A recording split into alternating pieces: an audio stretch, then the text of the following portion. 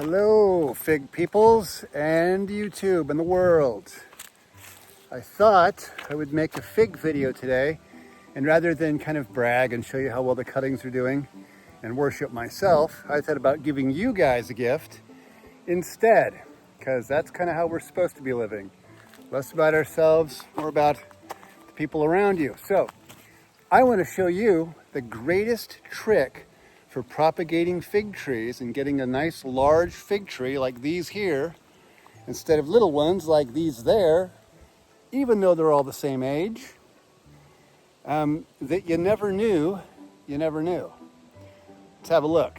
Now normally I was going to wait until winter time to show you this when I put these all away for the year, but I thought I'd show you now so that you could actually do it this year. That's how much I want you to have good figs. And it's windy, so I'll try and scream at you as loud as I can. Let's have a look. In the past, I have tried several ways of overwintering figs. Traditionally, what people would do is they would actually cut away the roots on one side of a fig tree, dig a hole, lay it over, and cover it up with something till spring, whether it's blankets, a board and blankets. They just insulated it the best they could. Then when spring came, they would stand it back up, bury in one side real well, tuck in this side, and because it still had roots connected to the ground on one side, it regrows new roots while still having old roots in place. I did that one year, it was okay. For a couple of years after that, I would take a pot and I would put them over the top of the plant and then bury them in mulch, kind of creating an insulatory space. To be honest, there was really no difference between doing that and just burying it in mulch entirely. And then I started thinking, with the dieback and all that, everything that sticks up dies back to the ground. Everything in the ground survives, so why not thrive on the fig's natural ability to root out and capitalize on that? And this is what I mean. This is a branch of a fig tree, and they're kind of segmented. As you can see, you've got a little segment here, kind of like bamboo. This is the leaf, and usually here you'll have two little nodes, little bumps. One will be a fruiting node that will become a fig. The other is kind of like a reserve leaf node, but under really rich soil conditions, that will actually become a branch. But if you look really close, let's see if I can get you in there, you'll see little white dots. Those little white dots will be where roots would come from if you were to take a cutting and plant it in the ground. So instead of just burying the tree or boxing it in, what I tried last year with the fig grove was laying them down all the way to where they touch the ground and burying them in mulch. Now, all of these little rooting nodes are in contact with the ground and insulated by mulch. And in the spring, they would all root out. And then all of those nodes that we talked about had a nice set of roots feeding them. And those leaf nodes became branches and shot up all those bushly branches that filled out and just made a super good plant. I mean, nice and wide, tons more root mass added in just a single year. And you can see the original trunks are down in the ground there, but I laid everything out. So everywhere the end of the branch was, or where the dieback stopped, it grew up whole new sections of tree. So now I've got this big wide tree of a single variety, increasing the root mass exponentially. Exponentially? How about exponentially? There we go. And then I'll go ahead and do it again this year. So this one will lay out to here. It'll put up a lot more shoots. That one will lay down there. And eventually this will be just a massive forest of figs. And I can put on my Rambo headband and my rubber muscles and run through here. It's going to be amazing. Holy monkey, do you see what I see? Oh my gosh. Oh, baby.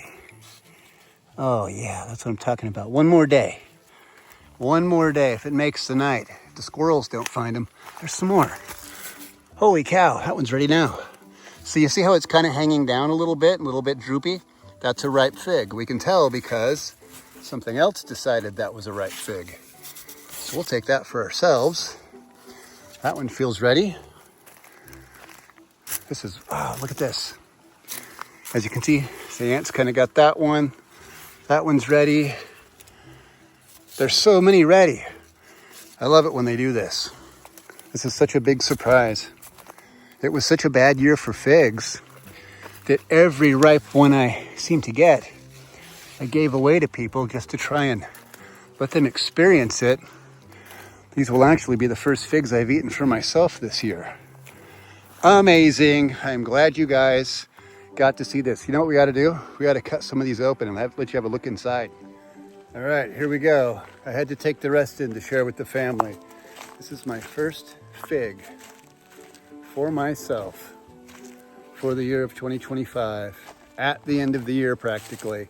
But you know what? It's worth it.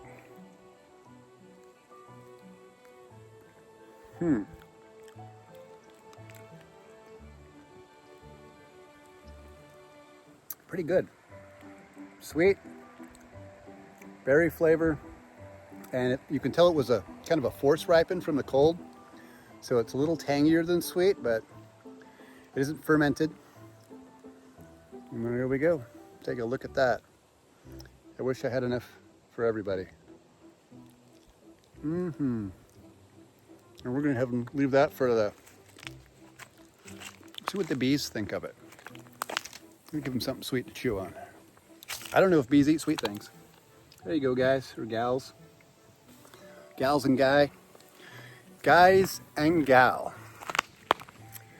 Figured it out. I remembered how bees work. Gosh, now I want to look for more. Okay, I didn't find any more, but that's okay.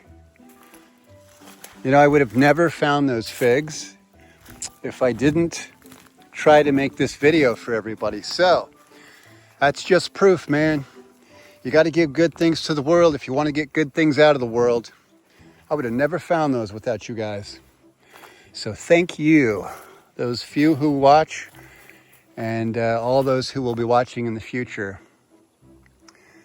Yeah. Anyway, lay your trees over, bury them. I uncover them in 6B at about May. I don't uncover anything before May. You'll get little shoots that'll poke through, you know, on the warm days, but they're invariably going to die back. And yeah, gosh, I'm so pumped. This is the greatest day ever. Thanks for coming along on the greatest day ever. Remember, you can do it. When you grow figs, you'll probably find that you're really only growing yourself.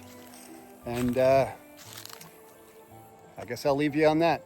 Thanks for watching. Like, sub, share if you want. If not, again, you know, just enjoy watching and no pressure. Cheers. Double cheers. Camera, over, show gone. Show over, camera. Okay, not over. Literally just seconds, and look at them. Just chowing down. You gotta give good things to nature too. You can't take everything for yourself. Sometimes you gotta share just a little bit. All right, night night bees, enjoy your snack. Bye for real this time.